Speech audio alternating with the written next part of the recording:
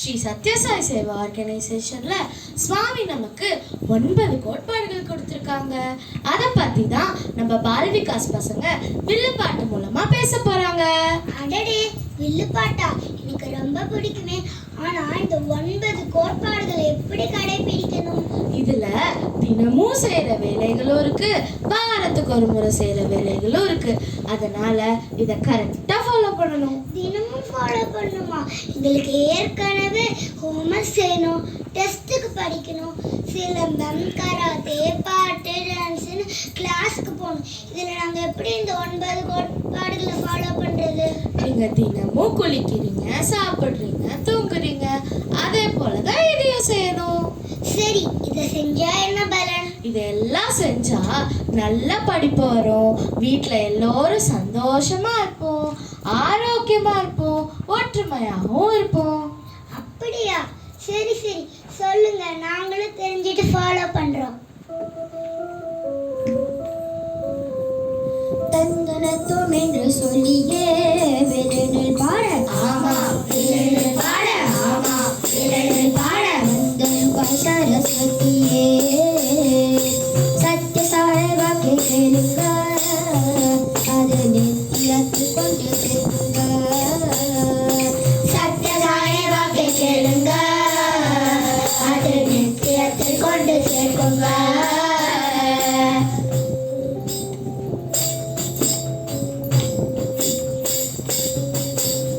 செய்ய வேண்டும் தியானமும் ஜபமும், தினம்தோறும் செய்ய வேண்டும் தியானமும் ஜபமும்.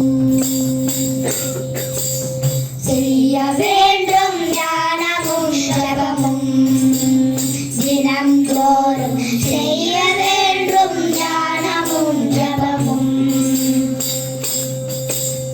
ஈடு இணை இல்லாத அமைதி காண வேண்டும் வாழ்வில் என்றால், ஈடு இணை இல்லாத அமைதி காண வேண்டும் வாழ்வில் என்றால், செய்ய வேண்டும் தியானமும் ஜபமும், தினம்தோறும் செய்ய வேண்டும் தியானமும் ஜபமும். செய்ய வேண்டும் தியானமும் ஜபமும், தினம்தோறும் செய்ய வேண்டும் தியானமும் ஜபமும். முதல் கோட்பாடு என்ன சொல்றதுன்னா, என்ன சொல்றது? தினமும் ஜப தியானம் பண்ணணுமாம். ஜபம்னா நம்ம பாட்டி தாத்தா எல்லாம் பண்ணுவாங்களே, அதுவா? பாட்டி தாத்தா மட்டும் இல்ல, எல்லாரும் பண்ணலாம் ஜபம். கடவுள் நாமத்தை மறுபடியும் மறுபடியும் சொல்றதுதான் தியானம். ஆனா நம்ம பாட்டி தாத்தா எல்லாம் வீட்ல இருப்பாங்க, ஜெபமாலைய உருட்டி உருட்டி ஜெபம் பண்றாங்க. நம்ம ஸ்கூலுக்குலாம் போறோம், நம்ம எப்படி ஜெபம் பண்றது? அதுக்கு தான் 3 விதமான ஜபம் இருக்கு. ஒன்று, நீ சொல்ற மாதிரி ஜபமாலைய உருட்டி உருட்டி ஜபம் பண்றது. 2வது, புத்தகத்தில் கடவுள் நாமாவே எழுதுறது, அதுக்கு பேரு லிখিত ஜபம். 3வது, கடவுள் நாமத்தை மறுபடியும் மறுபடியும் சொல்றது. இப்ப நம்ம எல்லாரும் சேர்ந்து கடவுள் நாமத்தை வாய் விட்டு சொல்வோமா? சொல்லலாமே. ராம ராம சீதா, ராம ராம ராம சீதா, ராம ராம ராம சீதா, ராம ராம ராம சீதா, ராம ராம ராம சீதா. நல்லா இருக்கு.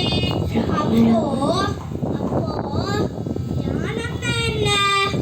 தியானம்னா ஒரு இடத்தில் உட்கார்ந்து கொண்டு மனதை ஒருநிலைப்படுத்தி கடவுளை நினைக்கிறது தான் தியானம். இந்த தியான வழிமுறைகளை நம்ம பால விகாஸ்ல ஜோதி மெடிடேஷன் மூலமாக சொல்லி தராங்க.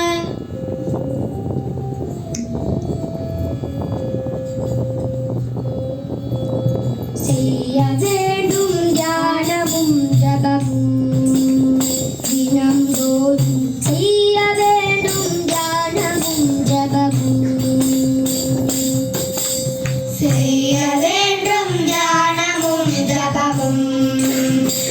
தினம்தோறும் செய்ய வேண்டும் தியானமும் ஜபமும். தங்கனத்தும் என்று சொல்லியே விரலில் பாட ஆமா விரலில் பாட ஆமா விரலில் பாட சத்ய சாயபாக்கி பெருங்க அது நித்தியத்தில் கொண்டு சேர்த்துங்க. சத்ய சாயபாக்கி கேளுங்க அது நித்தியத்தில் கொண்டு சேர்க்குங்க.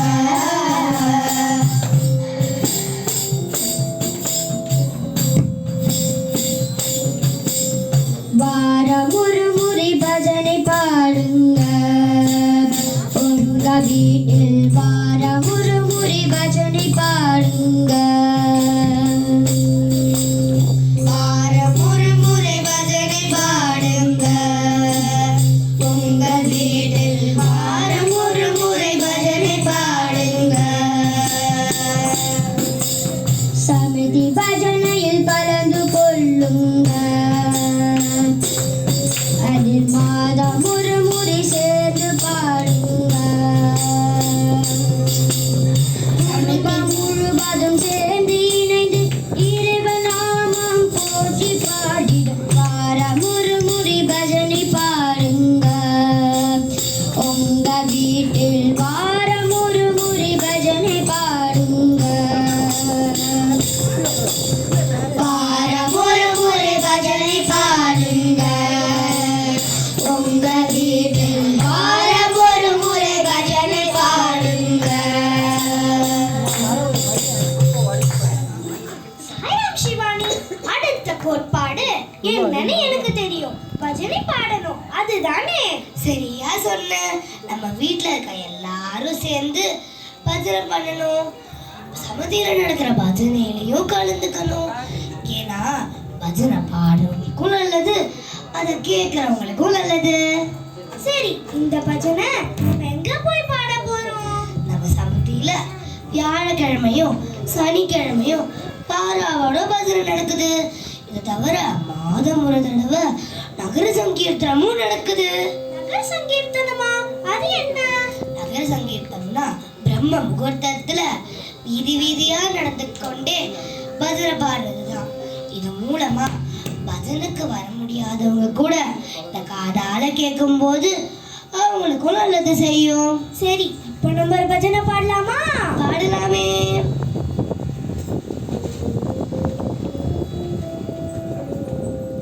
हरि हरि हरि हरि स्मरण करो. हरि हरि हरि हरि स्मरण करो. हरि चरण कमल ध्यान करो. हरि चरण कमल ध्यान करो. हरि हरि हरि हरि स्मरण करो. हरि हरि हरि हरि स्मरण करो. मुरली माधव सेवा करो. मुरली माधव सेवा करो. मुरहर गिरिधारी भजन करो. मुरहर गिरिधारी भजन करो. साई मुरहर गिरिधारी भजन करो. साई मुरहर गिरिधारी स्मरण करो. हरि हरि हरि हरि स्मरण करो. சிவானி, இந்த பஜனை நான் பால விகாஸ் கிளாஸ்ல தான் கத்துக்கிட்டேன். ஓ சரி சரி.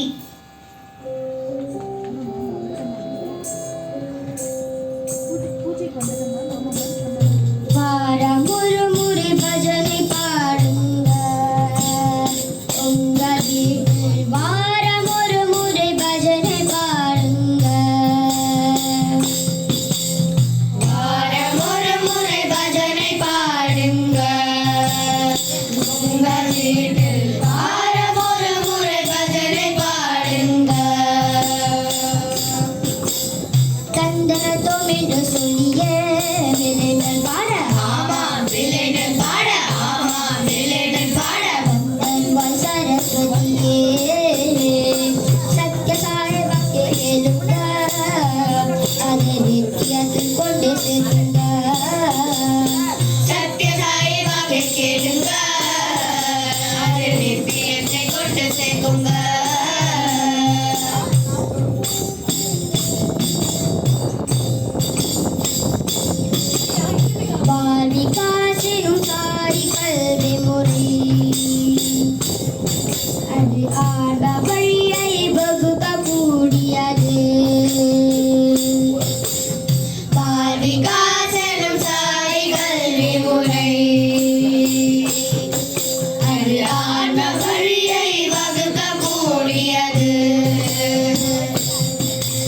அதில் பயிலும் உங்கள் வீட்டு குழந்தைகள் வாழ்வும் மனமும் சீராகும். அதில் பயிலும் உங்கள் வீட்டு குழந்தைகள் வாழ்வும் மனமும் சீராகும். பாதி காசனும் சாய் கல்வி முறை அது ஆன வழியை வகுக்கக்கூடியது. பாதி காசனும் சாய் கல்வி முறை அது ஆன வழியை வகுக்கக்கூடியது. இது என்ன புதுசா பால் விகாஸ் கிளாஸ்? பால் விகாஸ் கிளாஸா? வாங்க பாப்போம். இந்த பால் விகாஸ் கிளாஸ்ல பஜன் மட்டும்தான் சொல்லி தருவாங்களா? பால் விகாஸ் கிளாஸ்ல பஜன் மட்டும் இல்ல, நாம நம்ம தனித்திறனை வளர்த்துக்கிறதுக்காக பாட்டு, டான்ஸு, சிலம்பம், கராத்தே போன்ற கிளாஸுக்கெல்லாம் போகிறோம். ஆனால் சுவாமி சொல்லியிருக்க நல்ல குணங்களை வளர்த்துக்கிறதுக்கு ஒரே இடம் நம்ம பால் விகாஸ் கிளாஸ் தான்.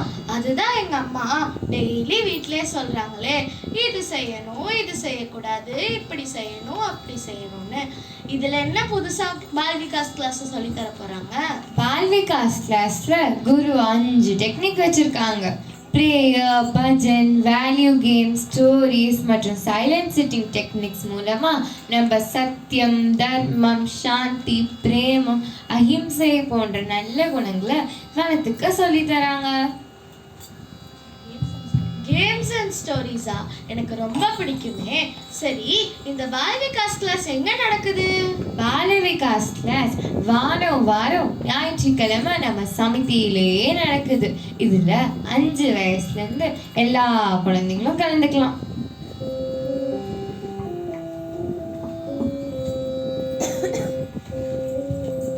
பால் விகாஸ் எனும் சாய் கல்வி முறை அது ஆன வழியை வகுக்கக்கூடியது. பால் விகாஸ் எனும் சாய் கல்வி முறை அது ஆன வழியை வகுக்கக்கூடியது. தந்தனத்தோம் என்று சொல்லிய மெல்லினில் பாட, ஆமா மெல்லினில் பாட, ஆமா மெல்லினில் பாட வந்தருவாய் சரஸ்வதியே. சத்ய சாய் வாக்கே கேளுங்க, அது நித்தியத்தில் கொண்டே சேர்ப்புங்க. சத்ய சாய் வாக்கே கேளுங்க, அது நித்தியத்தில் கொண்டு சேர்ப்புங்க.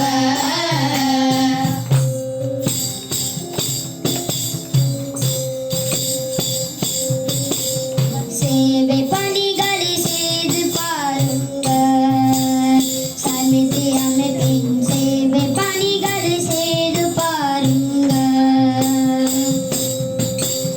சேவை பணிகளை செய்து பாருங்க, சமிதி அமைப்பின் சேவை பணிகளை செய்து பாருங்க. மாணவ சேவையை மாதவன் சேவை என்று சாயின் சொல்லை உணர்ந்து கொள்ள. மாணவ சேவையை மாதவன் சேவை என்று சாயின் சொல்லை உணர்ந்து கொள்ள. சேவை பணிகளை செய்து பாருங்க, சமிதி அமைப்பின் சேவை பணிகளை செய்து பாருங்க. சேவை பணிகளை செய்து பாருங்க, சமிதி அமைப்பில் சேவை பணிகளை செய்து பாருங்க. அண்ணா, அடுத்த கோட்பாடு என்ன அடுத்த கோட்பாடு அண்ணா, அடுத்த கோட்பாடு சேவை செய்யணும் தானே? இந்த பாட்டு வச்சு கண்டுபிடிச்சிட்டேன். கரெக்டாக கண்டுபிடிச்சிட்டேன். சேவைனா என்ன செய்யணும் அண்ணா? அதாவது நம்மளோட சொந்த வேலை இல்லாமல் பிறருக்காக உதவி பண்ணுறது தான் சேவை.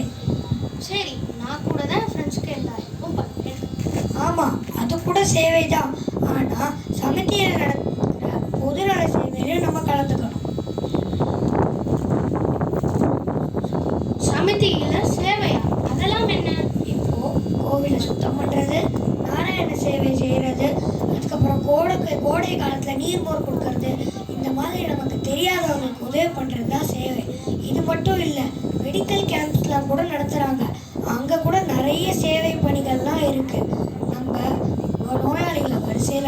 பண்ணுறது, அவங்க பேரெல்லாம் எழுதுறது, டாக்டருக்கு ஹெல்ப் பண்ணுறது, இதெல்லாம் கூட சேவை தான். இது மட்டும் இல்லை, புட்டபர்த்தியில் 365 நாளும் சேவை பணிகள் செய்வாங்க, சம்பளமே எதிர்பார்க்காம. அங்கே கூட நம்ம அம்மா அப்பா தாத்தா பாட்டி எல்லாம் கலந்துக்கலாம். அப்போ நாங்களும் புட்டபர்த்தி போய் சேவை செய்யலாமா? நம்ம அம்மா அப்பா புட்டபர்த்தியில் சர்வீஸ்க்கு போகும்போது அவங்களுக்கு நம்ம சப்போர்ட் பண்ணி தொந்தரவு கொடுக்காம இருந்தாலே போதும்.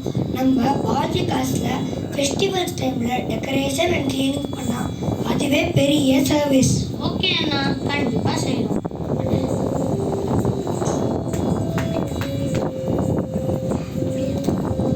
சேவை பணிகள் செய்து பாருங்க. சமிதி அமைப்பில் சேவை பணிகளை செய்து பாருங்க.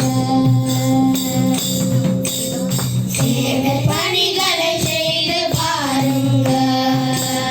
சமிதி அமைப்பில் சேவை பணிகளை செய்து பாருங்க. தந்தனத்தும் என்று சொல்லிய பாட ஆமா வெள்ளை பாட, ஆமா வெள்ளை பாட.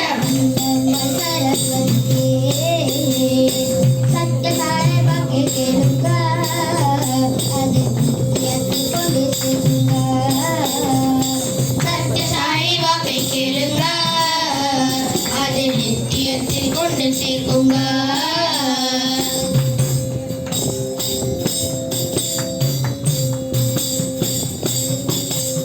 சாயி இலக்கியம் படித்து பழகுங்க. படித்தும் பாராயணமும் செய்திடுங்க. சாயி இலக்கியம் படித்து பழகுங்க. படித்து பாராயணமும் செய்திடுங்க. ஆன்மீக விழிப்புணர்வை பெற்று வாழ்வில் ஆனந்தம் அடைய சாயி இலக்கியம் படித்து பழகுங்க. படித்து பாராயணமும் செய்திடுங்க. சாயி இலக்கியம் படித்து பழகுங்க. படித்தும் பாராயணமும் செய்திடுங்க. அடுத்த கோட்பாடு என்னன்னா சுவாமி புத்தகங்கள் படிக்கிறது. நம்ம சுவாமி ராமாயணம், மகாபாரதம், பகவத்கீதை, பாகவதம் இதெல்லாம் பற்றி விளக்கமாக பேசியிருக்கிறார். அந்த ஸ்பீச் எல்லாம் எடுத்து புக்ஸாக போட்டிருக்காங்க. அந்த புக்ஸுக்கெல்லாம் பேர் தான் வாகினி. அப்போ ஒவ்வொன்றுக்கும் ஒவ்வொரு வாகினி புக் இருக்குமாண்ணா?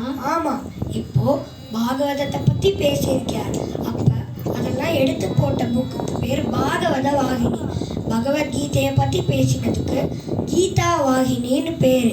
ராமாயணத்தை பற்றி பேசினதுக்கு ராமகதா ரசவாகினின்னு பேர். இந்த மாதிரி மொத்தம் 15 வாகினி புத்தகங்கள் இருக்கு. இப்போ நம்ம சுவாமி பற்றி தெரிஞ்சுக்கணும்னா எந்த புத்தகம் படிக்க வேண்டும்? ஆம், நம்ம சுவாமி சத்ய சாய்பாபா லைஃப் ஹிஸ்டரி பற்றியும் புக்ஸ் இருக்கு. ஒன்று தப்போவனம், இன்னொன்று சத்யம் சிவம் சுந்தரம். இதை படித்து நம்ம சுவாமியை பற்றி தெரிஞ்சுக்கலாம். இந்த மாதிரி புக்ஸ் எல்லாம் ரெகுலராக படிக்கணுங்கிறது தான் இந்த கோட்பாடு. இதெல்லாம் படிச்சா புரியுமாண்ணா? இதுக்காக தான் நம்ம சமிதியில் ஸ்டடி சர்க்கிள் அப்படின்னு நடத்துகிறாங்க. அது என்னன்னா, ஒரு புக்கை எடுத்து அதில் ஒவ்வொருத்தர் ஒவ்வொரு சாப்டர் படித்து டிஸ்கஸ் பண்ணுவாங்க. ஒருத்தருக்கு ஒருத்தர் ஷேர் பண்ணிப்பாங்க. இதுக்கு பேர் தான் ஸ்டடி சர்க்கிள். இந்த ஸ்டடி சர்க்கிள் பெரியவங்களுக்கும் இருக்குது, குழந்தைகளுக்கும் இருக்குது. இல்லை எல்லாரும் பார்ட்டிசிபேட் பண்ணலாம். பால்விகா ஸ்டூடெண்ட்ஸுக்குன்னு ஸ்பெஷலாக ஆக்டிவிட்டி புக்ஸும் ஸ்டோரி புக்ஸும் கூட இருக்குது.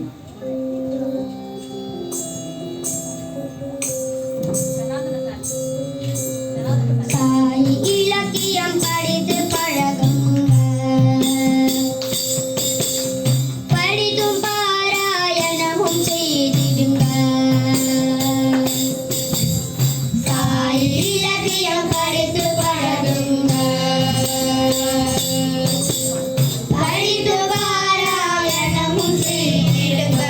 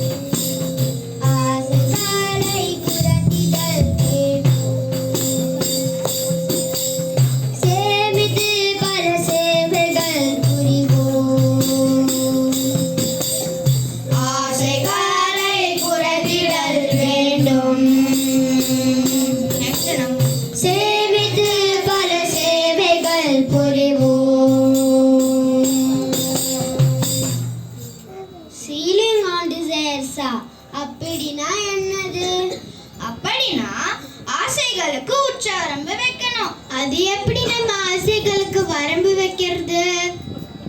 நான் சொல்லுறேன் கேளு. ஒரு மனுஷனுடைய சந்தோஷமும் ஆசைகளும் ஒன்றோடு ஒன்றாய் இணைந்திருக்கு. ஒருவருடைய ஆசைகள் கம்மியா இருக்கும் பட்சத்துல அவரோட சந்தோஷம் அதிகமா இருக்கும். அப்படியா? அப்ப நம்மளுடைய ஆசைகளுக்கும் ஒரு அளவுகோல் இருக்கணும் தானே? கரெக்ட், சரியா சொல்லிட்ட. அதுக்குதான் சுவாமி நமக்கு 4 இண்டிகேட்டர் சொல்லியிருக்காரு. 4 இண்டிகேட்டர்ஸா? எனக்கு தெரிஞ்சது லெஃப்ட் ரைட் இண்டிகேட்டர்ஸ் தான். சொல்லுறேன் கேளு. 4 இண்டிகேட்டர்ஸ்னா நேரம், பணம், உணவு மற்றும் ஆற்றல். உணவு வீணடித்தல் கூடாது. நம்ம ஸ்கூல்ல ஃபுட் சர்வ் பண்ணும்போது வேண்டியது மட்டும் வாங்கணும், வாங்கியதை முழுமையா உண்ணணும். ஹோட்டல்ஸ் ரெஸ்டாரண்ட்ஸ் போனாலும் இதே தான் ஃபாலோ பண்ணணும். நான் ஒன்று சுவாமியை பற்றி சொல்லணும்னு நினைக்கிறேன். சுவாமி தான் சாப்பிட்டோன்னே வாயை காகல் பண்ணி விழுங்கிடுவார். அந்த ஒரு பருக்கை சாதம் கூட வேஸ்ட் ஆக்கக்கூடாதுன்னு சுவாமி சொல்லுவார். நானும் கேள்விப்பட்டிருக்கேன். 2வது பணம். பணம் செலவிடுவதை பற்றி யோசிக்கும் போது ஒரு விஷயம் நம்ம யோசிக்கணும். எனக்கு வேண்டியதை நான் வாங்கினேன் அப்படின்னு சொல்றதுக்கு முன்னாடி அந்த பொருள் வேண்டுமா இல்லைன்னா வேண்டாமான்னு யோசிக்கணும். புரிந்தது. நம்ம கிட்ட ஒரு பென்சில் பாக்ஸ் இருக்கும் போது நிறைய வாங்கிக்கிறோம். ஐபோன் சீரியஸ் அப்கிரேட் ஆக ஆக ஃபோன் மாத்துறதும் தேவையற்ற ஆசைகள் தானே. 3வதும் 4வதும் நேரம் மற்றும் ஆற்றல், அதாவது டைம் அண்ட் எனர்ஜி. இங்க இருக்கிற நிறைய பேர் இத பத்தி கண்டிப்பா யோசிக்கணும். அதிக நேரம் தூக்கம், சோம்பேறித்தனம், மொபைல் போனில் நிறைய நேரம் ஸ்பெண்ட் பண்றது, இது எல்லாம் வேஸ்டிங் டைம் வித்தவுட் எனர்ஜி.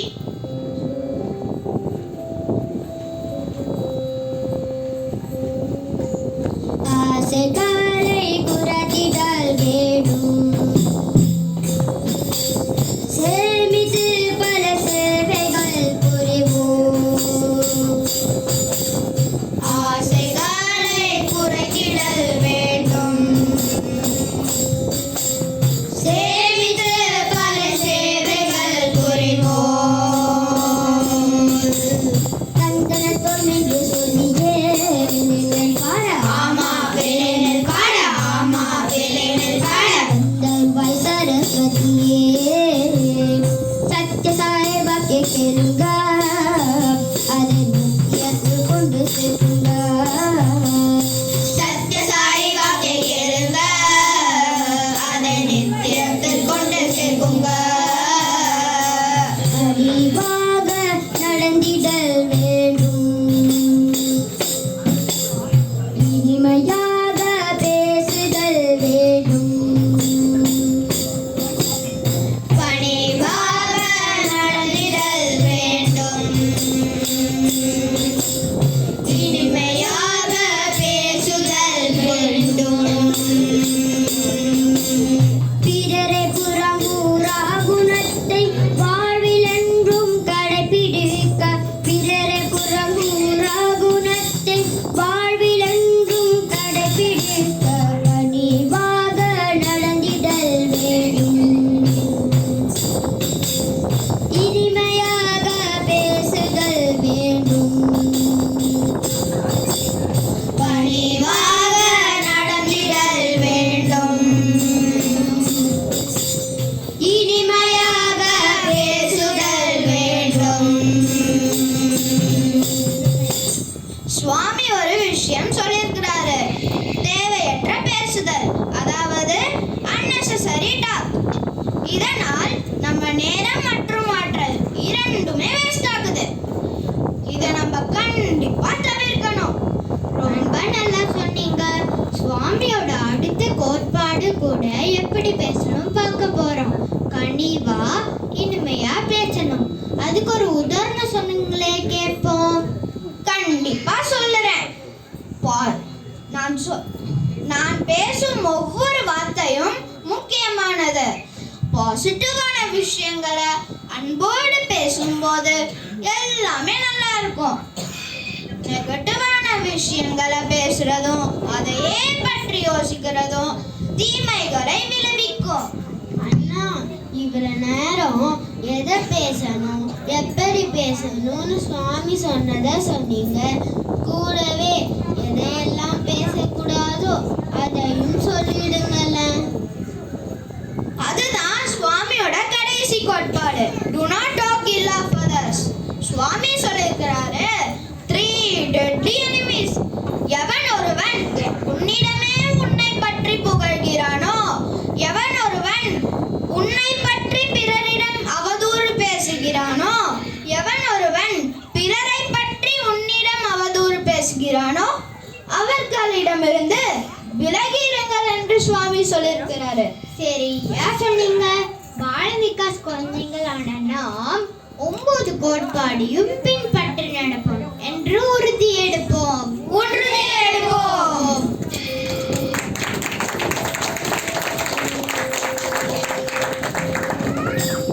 பணிவாக நடந்திடல் வேணும், சிறுமையாக பேசுதல் வேணும். பணிவாக நடந்திடல் வேண்டும், இனிமையாக பேசுதல் வேண்டும். 9 நெறிகளை பின்பற்றுவோம், ஆன்மீகத்தில் முன்னேறுவோம்.